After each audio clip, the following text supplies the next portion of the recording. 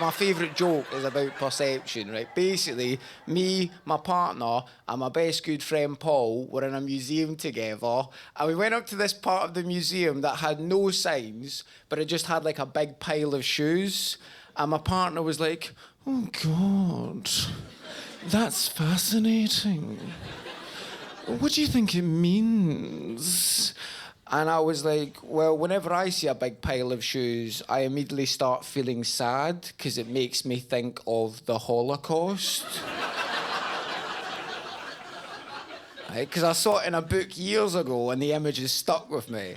And my best good friend Paul went, really? Whenever I see a big pile of shoes, I just think of a bouncy castle.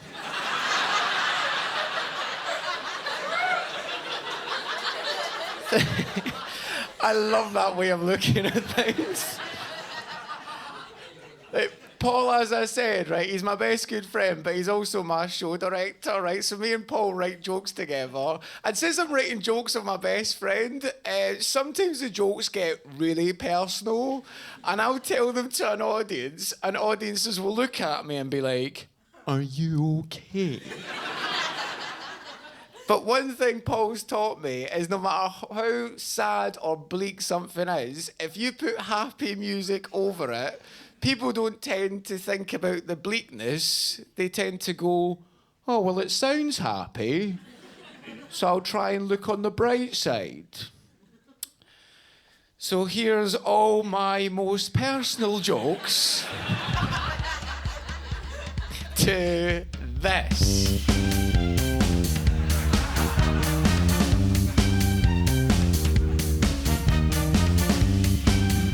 2 weeks into lockdown, I thought I'm going to jump out of the window. Then I realised I couldn't because I'd already been out twice that day.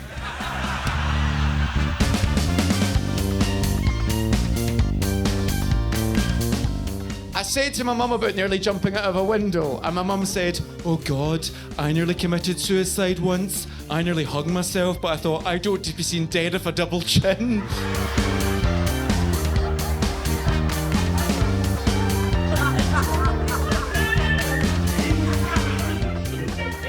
So I was on a plane on my way down to a funeral, and when I was on the plane, I started getting emotional, and I was crying. And this lovely old lady, 3 people away from me, went, "Are you alright, son?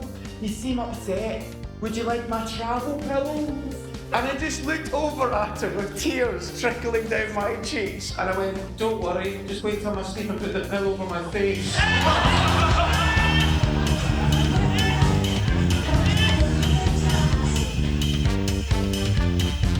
I started seeing my therapist a few years ago because my ex was cheating on me, and I wasn't handling being cheated on very well. I was wanking over it, and my therapist went, "You're masturbating over your insecurity.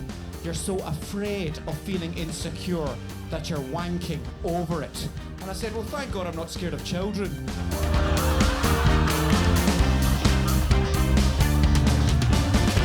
According to my therapist, when you're in a relationship, you reenact your childhood. Had to break it to my partner. We're going to be having a threesome with my uncle.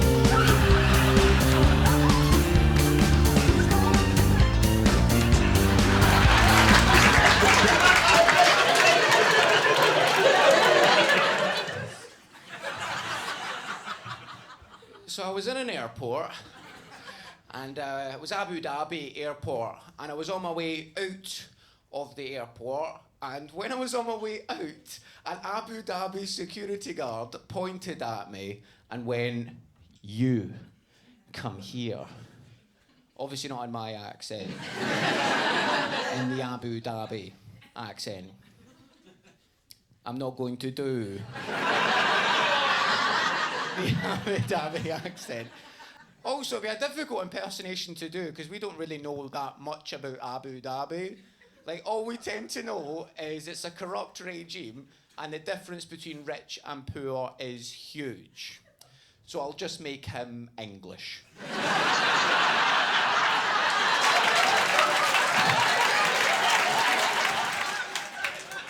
So the Abu Dhabi security guard pointed at me and went, "You come here." Hop along, old boy, gonna search your bags, don't mind if I do. And he opened up my suitcase and he took out a bottle of CBD oil. CBD oil, if you don't know, part of a marijuana plant, but it's legal here because it's not the fun bit of the plant. But the way they see it in Abu Dhabi is very different. He went, oh dear. Drugs.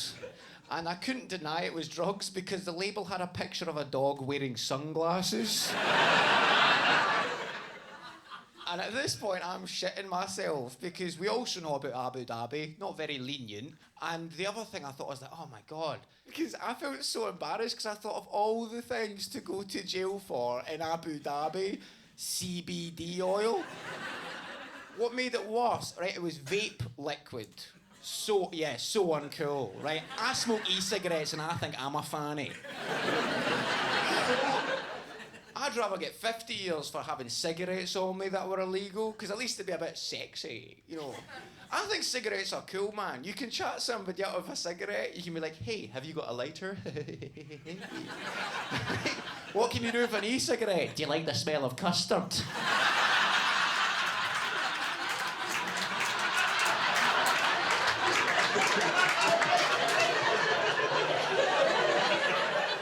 Abu Dhabi security guard took the bottle of CBD aside. I'm now thinking, uh-oh, what else is in my suitcase that's illegal?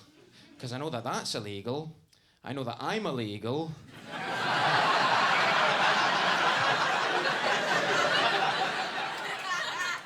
It's the first time in my life I've ever been worried that I packed a twink.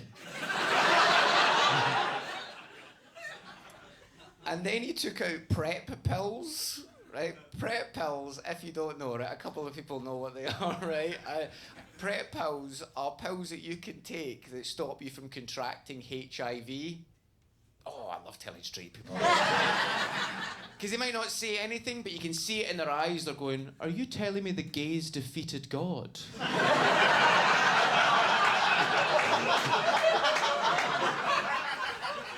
It's amazing. You feel so arrogant during sex, couple of pills before, looking at the ceiling going, yeah, God, your ill isn't going to work on us anymore. Sorry, Satan, we'll be late.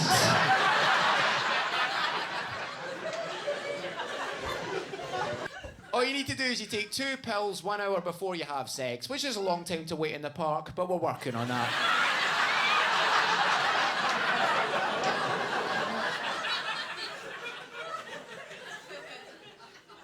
I find it so weird that people haven't heard about PrEP pills. Like, it's kind of most gay people know about them now, but most of my straight mates only know about like HIV stuff from like films, like Philadelphia usually. Like, if you've not seen Philadelphia though, definitely watch it. It's fucking brilliant. It's an amazing film. It's got Tom Hanks in it, so you know it's good. And anything with Tom Hanks, you always think, yeah, safe pair of hands there, yeah. And it's an American courtroom drama, so you know it's good as well. Because if it's American court, it's cool. If it's British court, it's not cool. Like, Americans are so much better at portraying court stuff, like, because they make their lawyers seem really cool. American lawyers can wear cowboy hats, snazzy suits, going up to the jury, being like, ladies and gentlemen of the jury, I think we're going to have to listen to the judge on this one. Above all that, we got to listen to Jesus. Or you can get that young, aggressive lawyer being like, hey, Your Honor, I object. Yeah. And he did that teeth thing Americans do. Yeah. Like, American teeth are so straight and white, you'd swear their mouth was a Brexit voter.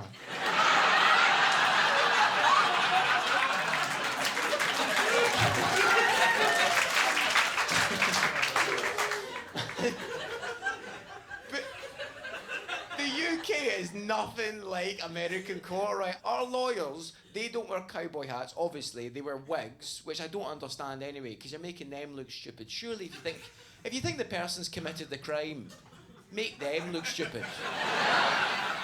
Surely we should make them wear a wig. We wouldn't need all this MI5 database stuff. You know what I mean? Like, oh, who's the paedophile in your area? Oh, the guy in the pink afro. And what about the blue afro? Oh, that's the terrorist. Much better way of working it. And our lawyers, they don't wear snazzy suits. Our lawyers wear gowns, and they don't even say, Your Honour, right? They say, My Lord. Which makes every crime in UK court sound as if it was just a wee bit naughty. Oh, my Lord. Oh, my lord, he murdered everybody.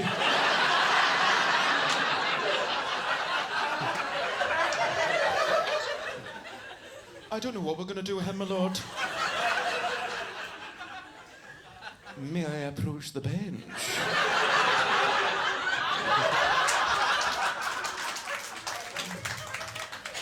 My lord, if I was you, I'd find the defendant sexy. Sentence him to 10 minutes inside me. Don't worry, you'll only serve 5.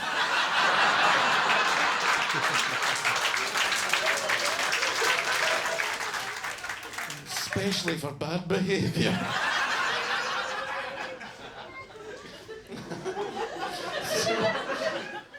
I was like, why are you taking my prep pose? And the Abu Dhabi security guard was like, Oh, well, HIV is illegal in Abu Dhabi.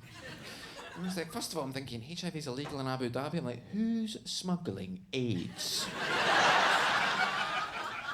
If there's one thing you just wouldn't hide up your bum. And when he put my prep pose aside, right, I'm thinking, oh, is there anything else in my suitcase? He didn't look for the rest of it. He just went, Go into that room over there. so I went into the room, Over there. and it was a big, long room with lots of different cubicles in it, but none of the cubicles had toilets in them, just handprints on the wall.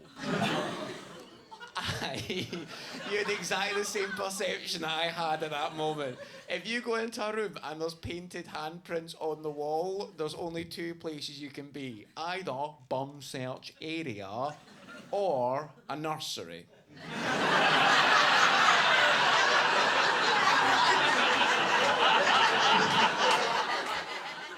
Thank you for laughing at that joke.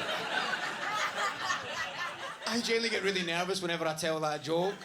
Because the first time I said that joke out loud was to my partner, and his reaction was, What kind of fucked up nursery did you go to?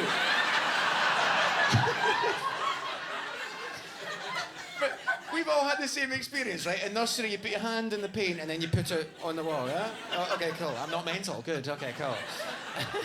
I don't know, maybe it's because he's posh. Like, oh no, we didn't do that in my nursery. No, we did watercolour. It was fantastic. You can probably tell the difference of our accents, because I come from Scotland and he comes from Money.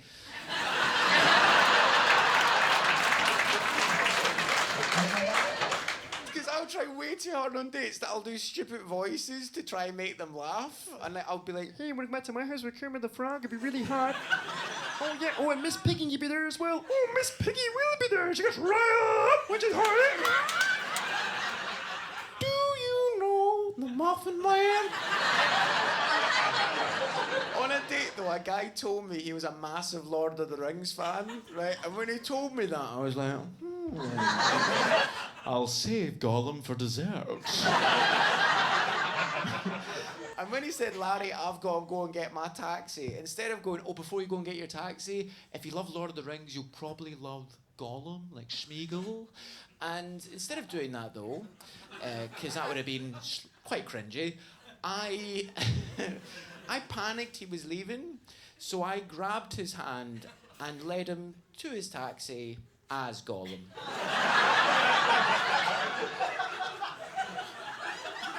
So the last thing he can remember of me, because he blocked me straight after this happened, was me going, Come with me, master. Stupid fat we need to go get a taxi over now. We don't want master to leave us. Precious master, don't abandon your Smeagol. and halfway through doing it, I looked up at him and I thought, no, he's not finding this funny. I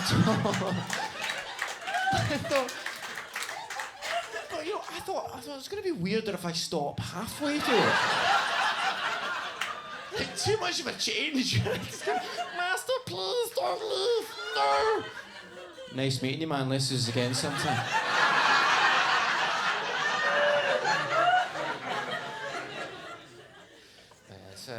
Sorry, I mean. No, it's alright, no worries at all. You go pee. Master, please don't leave. No. No, Master, please.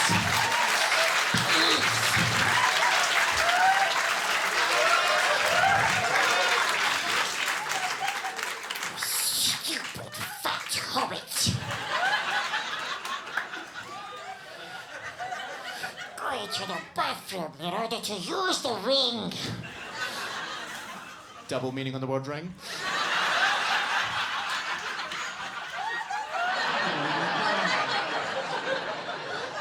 But sometimes I'll do gigs, right, and I've done quite a few, which they will not be able to comprehend that a gay relationship can have the same dynamic as a straight one. They'll be like, what?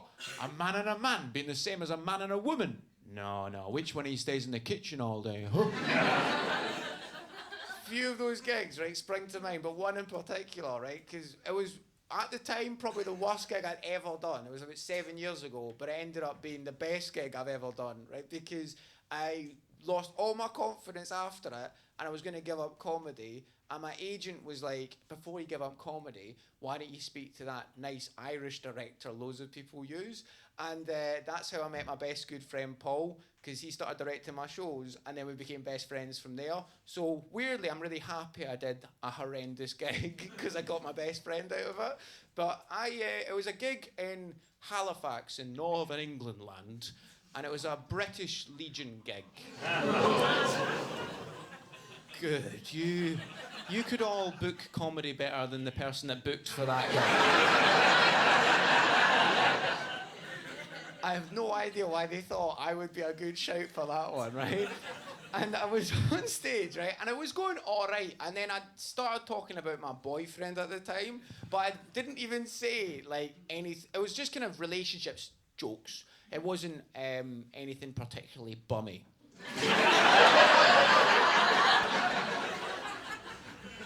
And immediately they stopped laughing and just didn't make any noise, almost like I better not laugh.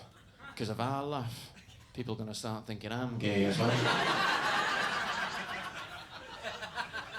So since they weren't laughing, I thought I'll have to change my tactic here. And I pointed at that guy in the front row and went, "You're right, mate, what's your name?" He went, "Mike." And I went, "Hi, I'm Mike.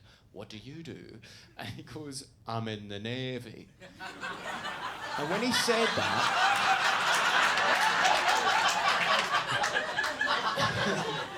I'm thinking, I better not say the joke I was going to say originally to that. I'll try and move away from it. It was almost like a comedian equivalent of The Floor is Lava. It's got so many traps around. And I was like, "Wow, Mike, that's a really interesting job. What made you get into that?" And he goes, "Well, my dad was in the Navy." And I was like, "Oh, great, cool. And what did your other dad work as?" Thanks, right? Thanks. He got fuck all that night. The only laugh was the gremlin in my brain going, After the gig, right, me and the female act left, right? There was a female act on as well. She didn't have a good gig. It tends to be the same thing. If people don't like women, they don't like gay men. You know what I mean? Homophobia, I always think there's a lot of it that is actually just campophobia. It's a fear of femininity. It's like, because you never ever see a homophobe that's a feminist. You know what I mean? You never go, "Oh, I can't stand gay people, but women should be treated with respect." So I waited for her. We walked out after the show, and then Mike was waiting for us to give us some feedback, right? And Mike came up to me afterwards, and he went up to me and he was like, "Oh, he was little, that's why I'm doing that." And he was like, "Listen, mate," and he did, that thing, right? Overcompensation of masculine energy from the neck area, just like, why does nobody take my opinion seriously? People just keep throwing bread at me.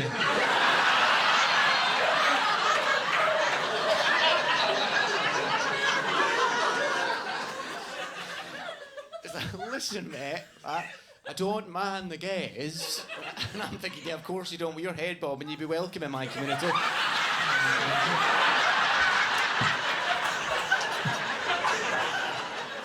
he goes, but why do you have to tell us that you're gay, mate? Why are you telling us that you're gay? It's fucking boring, right? And it was basically along those lines, because boring was repeated about 4 or 5 times, right? And I was thinking, I'm not enjoying this conversation in particular, and it's not like I'm ever going to change this guy's mind, so I thought, you know what? I'll just scare him. And I think, as a Glaswegian, right, we've all got a face switch we can do. And that's what I did on him, right? I went, listen, mate, right, I'm not telling you that I'm gay, I'm warning you.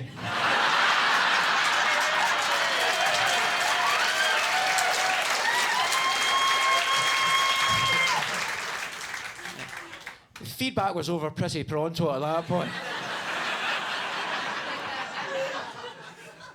And you've probably had the same thing happen yourself, though, right? You know when you're brave in the moment and then afterwards you start getting scared?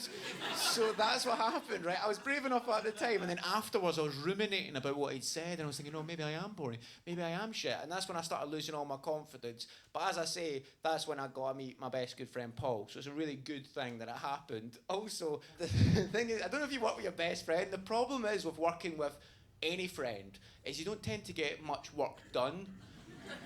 Like, me and Paul will start writing jokes together, and then one of us will do like a Simpsons quote, and the rest of the day is Simpsons quotes to each other, and that's like one of our in-jokes. Like, we always put Simpsons references in my shows. Like, he's directed all of them, and we always put little Simpsons jokes in, even if the audience don't find them funny. But it's because we have to listen to the show back, and we got to go, that's all good. Tom Hanks jokes as well, because we both love Tom Hanks, because we're both human. I know it's really weird telling people about in-jokes with your friends, because usually when you tell someone an in-joke of you and your friends have, they kind of look at you like, hey, yeah, whatever. But in-jokes are the best type of jokes, right? Because in-jokes are the only type of joke that you can have with someone, and they're special for you, and also they help build a friendship or a relationship with that person. And even comedians, right, no matter how experienced the comedian, how funny they are, they can never do as good an in-joke as you can have with your best friend. And I find that really weird, right? Also, comedians try and do it, right? The one example of a comedian trying to do an in-joke is a thing called a callback, right? If you don't know what a callback is, right, basically, what a comedian will do is they'll mention something earlier in the show and then later call back to it with a joke. And you guys, the audience, right, and that's what we call you in the business, by the way, are supposed to hear this in-joke and be like, oh my lord.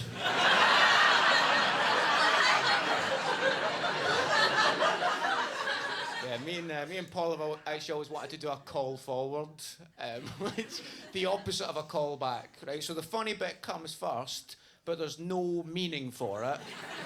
And then later you give it some context, just so people get to go, why did you make life difficult for yourself? That was pointless.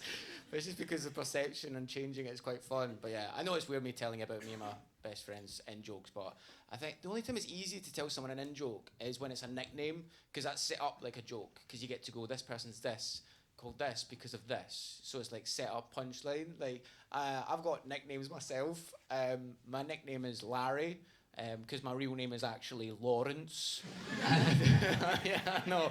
I didn't want to call myself Lawrence-Dean because I didn't want people knowing I was gay before I got on the stage. And I says this to my pals, right? And my pals were like, oh, cool. And now they all call me Gary, short for Gay Larry.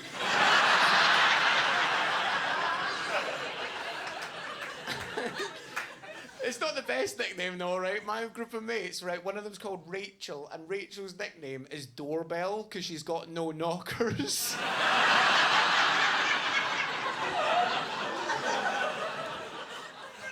But that's the kind of banter you have with your friends. If you love your friends, you can slag them off a bit and they don't mind because they know your intentions are good. Me and my partner, we don't do nicknames. No, we just do arguments.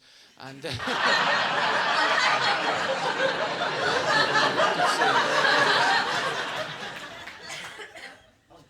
you were bursting? That's all right, man. That's okay. Don't worry. We've all got bladders and stuff. You feel much better? Oh, that's good. You can relax. Oh, no, that's cool. Were you not relaxed before? Did I make you nervous? Did I really make you nervous? There's nothing to be nervous about. Honestly, man. There's a what? There's a hole in my jeans. Oh, you fucking dick, you got me. Fair play, Ralph, fair play. But one of the arguments we had was because I farted when we were in bed. Right, and before you think I'm a monster, when I was farting, I had the cover up. Right, I put the cover up, scooched my bum out the side of the bed, right? I could have farted out the window or something, but I'm not allowed near them anymore.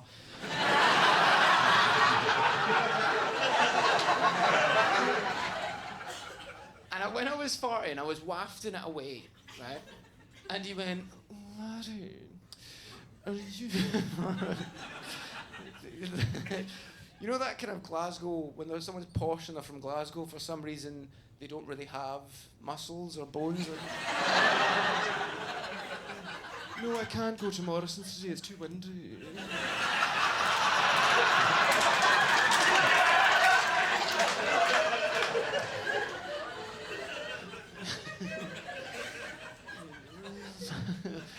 Larry, are you farting?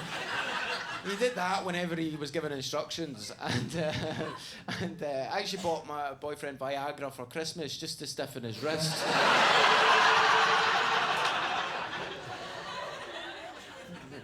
Larry, are you farting over there? I was like, aye, but don't worry about it, it's not under the covers. No, Larry, that's disgusting.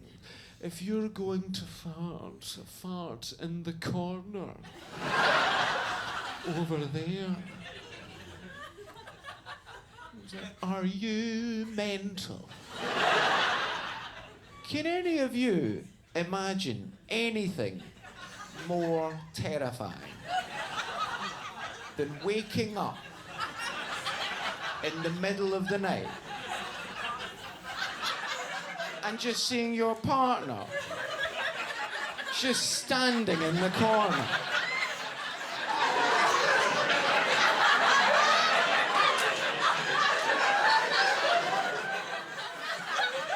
Farting and staring at you. I'm doing this because of how much I love you, darling. I mean, you'd have to face them, right? You couldn't do it that way. I mean, that'd be too weird. It's like this scene from the Blair Witch Project. Definitely have to face them. I think the only problem with facing, though, is like years later, that corner of the room would look like a smoker's wallpaper.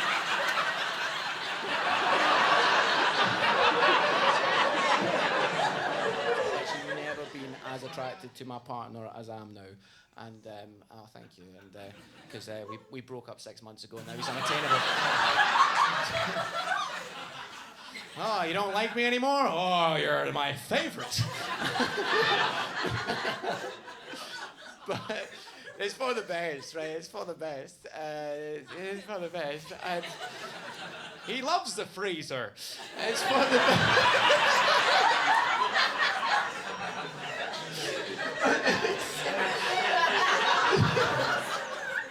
Breakups are weird, right? Because there's that moment that you have to realise when it...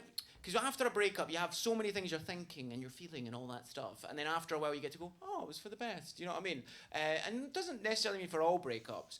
But this one was, right? Because my brain and my heart were having an argument, right? Because my brain was like, okay, guys, we've had a breakup. We need to figure out where we went wrong and what was their fault, what was our fault. And we need to learn from this because we've got to keep ourselves safe now, guys, yeah? And my heart was like, oh my God, whatever. I am broken again. And my dick overheard this conversation. And every man's dick, no matter what his confidence level is a gangster.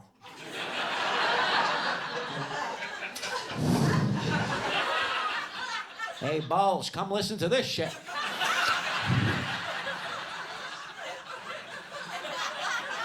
I overheard the brain talking to the heart. Apparently they got a breakup on the go. Come on!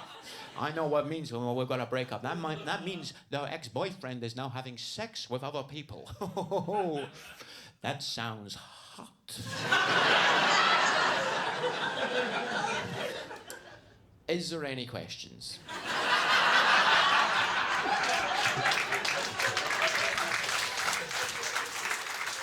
Thank you. I'm going to talk about cuckolding now. And I'm going to make you guys watch. Cuckolding, if you don't know, I can see people looking at me going, uh-oh. I better not laugh, because if I laugh, people are going to start thinking I cuckold as well. All right, cuckolding, if you don't know, is when you find it hot watching your partner having sex with somebody else. It's quite an odd psychological thing, because you're literally watching the worst case scenario pan out in front of you, and your response is just to wank. It's quite a common theme through my life, if I'm completely honest. It's usually why I spend the first 5 minutes of a funeral in the toilet. Okay. Fair enough. But it's true, right? It's such a weird thing, right? I get that people might be judging me, and you shouldn't actually. It's actually really common, right? I know none of you know what cuckolding is, but it's really common, right? Get this statistic. I swear this is 100% true, right? Cuckolding is actually the #1 Google search on my laptop.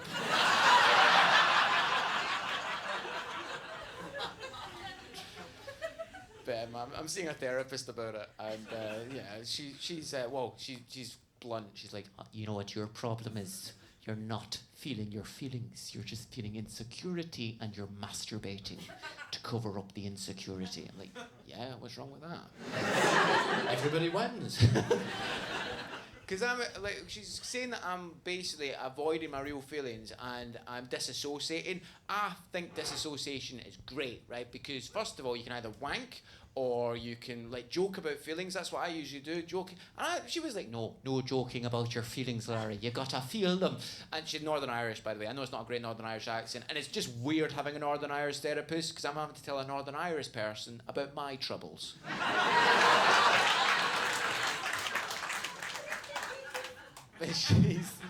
But the thing is, see, when it comes to doing jokes about your feelings, it gets frowned upon, but I think jokes are great, because, see, you can actually learn a lot about someone by the jokes they tell, and if you can actually learn from jokes as well. Like, when you look at a joke closely, because me and Paul will write jokes together about personal stuff, and I'm like, hey, I get to have a laugh about it, and so do the audience, and they get to go, oh yeah, I do that as well, actually, yeah.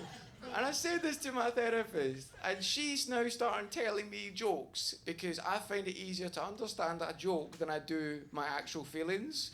And I'm learning a lot from it. She told me this belter, right? You can always tell your dog loves you more than your partner. Because if you put your dog and your partner in the boot of a car together, leave them overnight, open the boot in the morning, which one of them is happier to see you?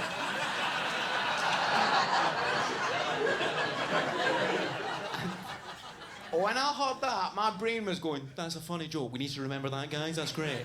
And my heart was going,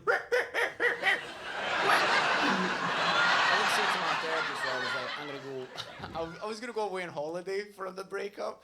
I'm that fanny of a friend, you know, the one that's like, oh, I don't need him anymore. What I need is to pack my bags and go over and rediscover myself on top of a mountain, and then come back to Glasgow with no money and all the exact same problems waiting for me when I get home. Because I wanted to go to America, right? That's where I went on my last breakup. I went to America, because with a Scottish accent, they make you feel special. I was in California, and I went to do Pilates every day, right, because I wanted to get fit. And the second day I got there, right, to the Pilates studio, the lady behind the reception came out to me, physically, and she was like... she was like, Hey, Larry. And thanks for coming in again today. Ooh, 5 minutes early, second day in a row. Good job. I have a query. And I was like, you're not allowed to call me that anymore.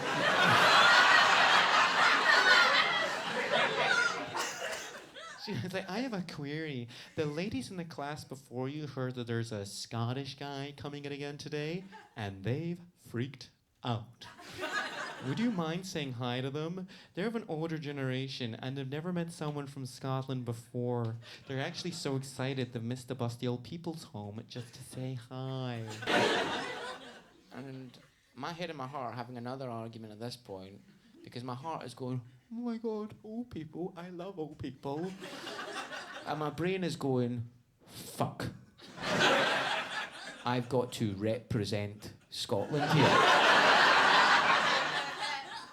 I don't think I'm the Scotland that these people are after. They don't want train spot in Scotland. They want groundskeeper Willie Scotland. So I went, oh yeah, I'd love to meet these ladies, right? And the lady behind the ship was like, Oh my God, that's so exciting. Okay, well, just wait there. I'm gonna go grab my camera. Thanks. and she just glided out of the way. And I just saw like 8 old ladies waiting to talk to me. And I went, hello. It's like a sim, like snoo. And when I says hello, right, they all turned into, like, you know in Toy Story, the wee green aliens? Because when I says hello, they all went, oh. Stranger from the outside, tell us about your planet. Oh yeah, by the way, when I said Groundskeeper Willie is my favourite Simpsons character. And Toy Story with the wee green aliens, Toy Story is my favourite Tom Hanks film. I'm just letting you know where all the in-jokes are. My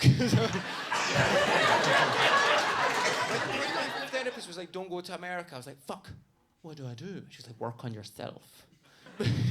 She gets, I know I'm making her sound more aggressive than she is, but my therapist gets proper angry with me. Like, she genuinely hit herself in the head because I was not sticking to a topic and not feeling my feelings. She went, for God's sake, Larry, stick to one story at a time.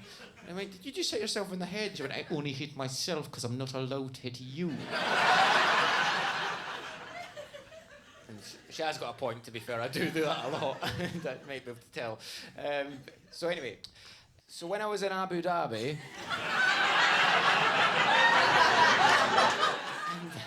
Sorry, I get easily distracted. I've got ADHD. I was diagnosed this year via Facebook status. It's the ADHD or OCD. Maybe I'm just dyslexic. All I know is I've got a free laptop.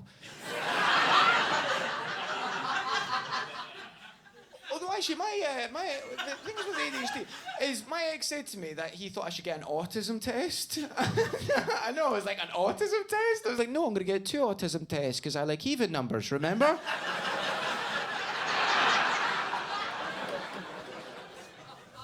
Loads of people are getting diagnosed now with autism and ADHD and stuff. Like, well, have you seen it? Well, usually it's via TikTok.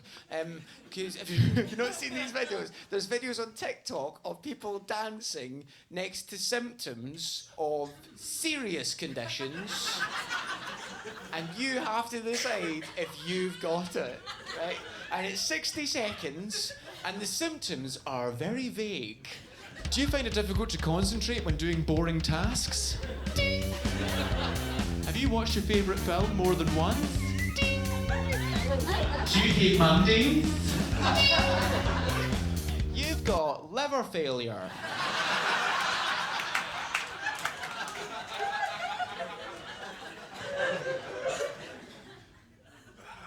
It could be ADHD. It could be autism as well. I don't know. Maybe I don't think I'm autistic. I just really want to fuck a train. What's the big deal?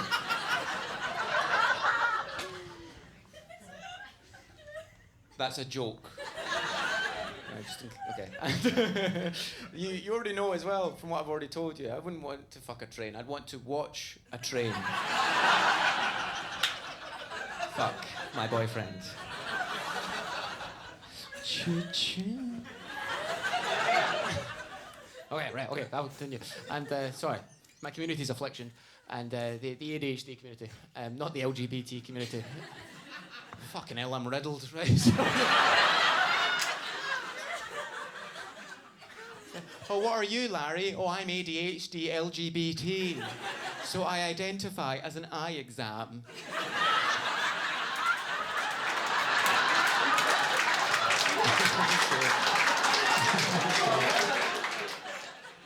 And when it comes to the ADHD thing as well, I don't know, maybe it's because they're thinking, the stuff I've got to, like, right, basically, okay, I'm making this all up as I go along.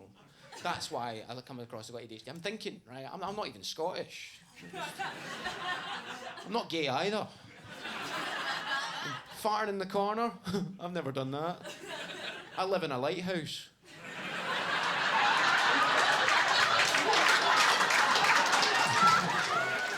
There's a lighthouse is round.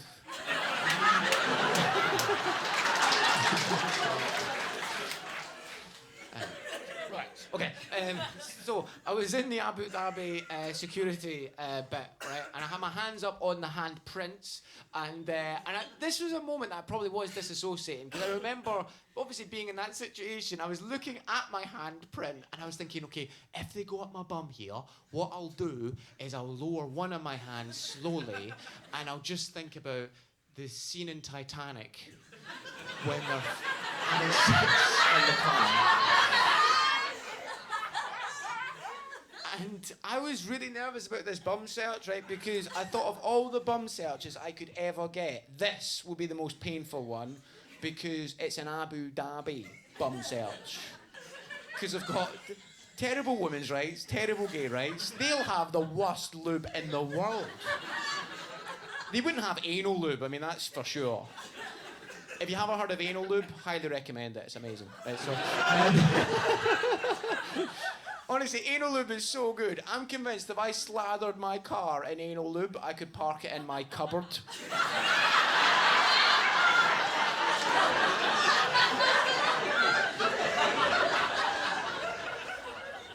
So, and I'm there waiting for this bum search, just looking at one hand, and I'm thinking, no, just look at the hand, look at the hand. And they just patted me down. They didn't even lower my trousers, so I should have known there wasn't really going to be a bum search if they didn't lower my trousers. They just patted me all the way down, and when they patted me down, they said, please turn around, sir. And I turned around, and the Abu Dhabi security guard said, right, that's a search over. Go into the office and sit down and don't say a word. So I went to the office and I sat down and didn't say a word. And two security guards then came into the office and sat at the other side of a desk, and I'm at the other side on this kind of long couch thing, and they started typing stuff out on the computer, right? I did say something at this point because I needed to know what was going on, and I went, what's happening here, right? And the security guard looked at me and then went back to writing out what he was putting, and I'm thinking, fuck. I'm going to jail here. They can't even say it to me. This is going to be terrible. And I thought, well, I need to let people know that I'm here, right? And I thought, I've got a few options here. Either I could text my boyfriend at the time. He might know a good lawyer. Or I could text Paul, and he'll make me laugh. Or I could text my mum and dad, and they'll get really stressed. So I text Paul, because I thought, I just want to have a laugh. And that's the best option in order to have a laugh. So I text Paul and I said, hey man, I'm in Abu Dhabi airport at the moment. I've been detained by the police for smuggling drugs. And two security guards nearly went up my bum. Paul replied with, I hope you repaid the favour. And I said, I don't think I could handle two at once. And then Paul sent me a picture of, there's a bit in The Simpsons when Homer gets his hands stuck in two vending machines. So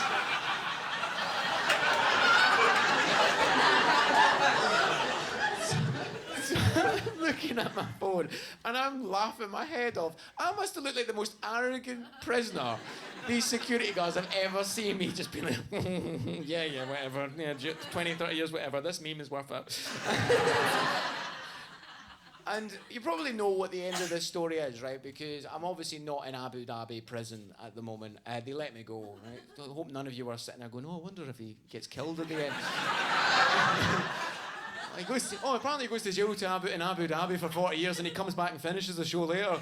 But they basically, what's it called? I had to sign a thing, right? But it was all in Arabic, so I didn't know what I was signing. But the security guards went, sir, if you sign that, you can leave. And I was like, leave? Love that word. And I signed my name, and he said, oh, so we need your fingerprints. I put my thumbprint down as well, and I gave them that. And I found out off people later of what I had signed was an admission of guilt. So basically, I've admitted to smuggling drugs into Abu Dhabi, and my punishment is I'm no longer allowed to smuggle drugs into Abu Dhabi. Their law system is very fair, to be honest. I don't think I'll be going back anytime soon. I'm going to go to Qatar or somewhere nicer like that. But the same thing happened to me after that story, right? Because I was freaking out at points, but I was brave enough, right? I wasn't completely freaked out. But then after that happened, weeks later, I started ruminating about it again, and I hated that story because I was thinking, oh God, what if that happens again? What if I get arrested? Or what, my life could be completely changed, or it'll be over. And I just started freaking out about it more, and I hated the story. Fucking despised it, and now my perception's changed again, right? Because I love the story. It's one of my favourites. Because last year, my best good friend Paul died, and thank you. And well, you know, it's a weird thing. If you ever have death close to you, the only control you get over it is you just try and remember absolutely everything. Because you're like, I need all these memories, so I'll never forget them. And that story doesn't feel like, oh, that was me scared in Abu Dhabi, I could have gone to jail for 30 years. It now just feels like, oh, there's another example of my best good friend Paul making me piss myself laughing despite the unlikely subject it was surrounding. And death's such a weird thing, right? Because obviously you try and control it a bit by remembering things, but everyone always says to you, they always go, oh, your perception changes when somebody dies. And it's like, it changes about things, but it doesn't change about them. Because like Paul's still my best good friend, and just because he's not going to see me do gigs on stage, we're not going to write jokes together anymore, it doesn't mean I'm not going to do the in-jokes, because I like doing the in-jokes because it makes me go, he'd have found that funny, or he'd have liked that. And see, when someone gives you confidence, like, that was something he was amazing at doing. If you've got someone in your life, by the way, that gives you confidence, fucking hold on to them for dear life, because people that give you confidence are so rare.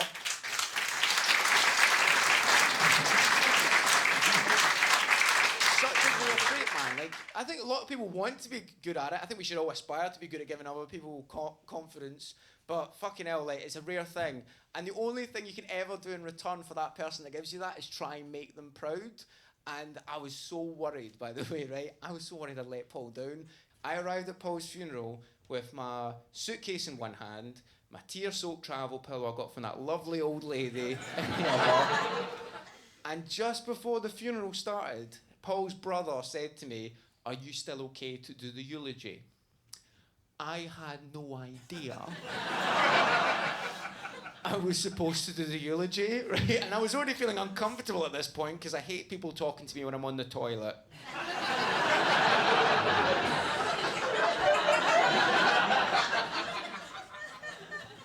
And I said to him, I said, I can't do it, right? Because it was the one time in my life I was actually feeling my feelings at the moment, right? Because joking aside, right, I couldn't obviously wank about what was happening. But also I couldn't do my usual thing. I couldn't joke about it because jokes felt really lonely without my best friend to laugh at them with me. So I said to his brother, I said, I'm so sorry, I can't do it.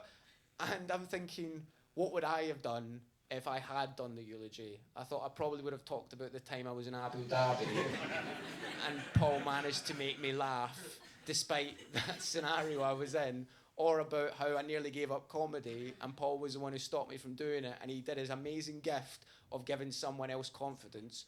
Or I would have told him about the time I was in the museum with Paul and we saw the big pile of shoes.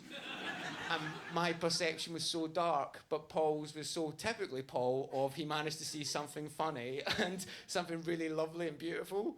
And that's if I had months to prepare it, by the way, not if I had 5 minutes. And thank you.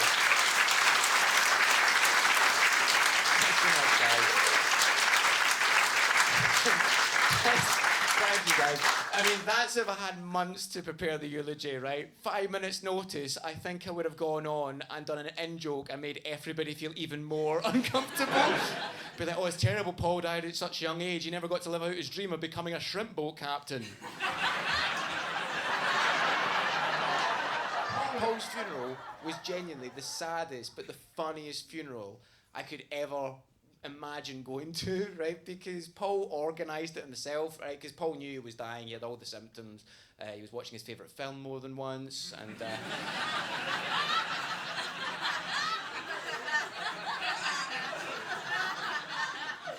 hated Mondays as well, man. Just couldn't stand it. But when Paul's coffin was about to go into the cremation chamber, everyone's bawling their eyes out crying, right? But Paul got them to play Disco Inferno. So the whole room went from crying their eyes out to laughing their head off.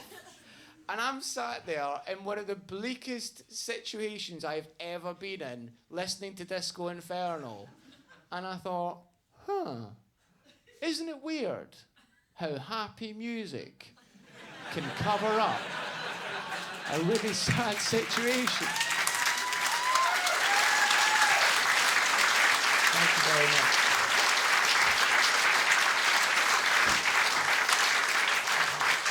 Thank you. And that meant that me and Paul finally got to write A Call Forward together. Thank you so much. People do come up to me afterwards and they go, "Are you okay?" And the one thing I've learned this year more than anything is I've got to be the one that looks for the bouncy castle now. Folks, one more thing before I go, if that's all right. Thank you. Folks, you've been absolutely lovely, and I want to say that I'm Larry Dean, and that is Paul Byrne. Give me your class hands and we'll dip into the sands. Forget to see it even begun. Open your tired eyes and let down your cold disguise and give me my only advice. 'Cause the world's still twirling on, but the old songs are playing along. And when you hear my voice, you know you still have a choice. 'Cause when the world went dark, though it has never been the same, I learned to never sigh when I see the rain.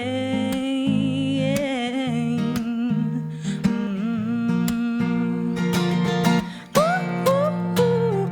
Oh, life's a funny thing, the way it dips and swings and marches.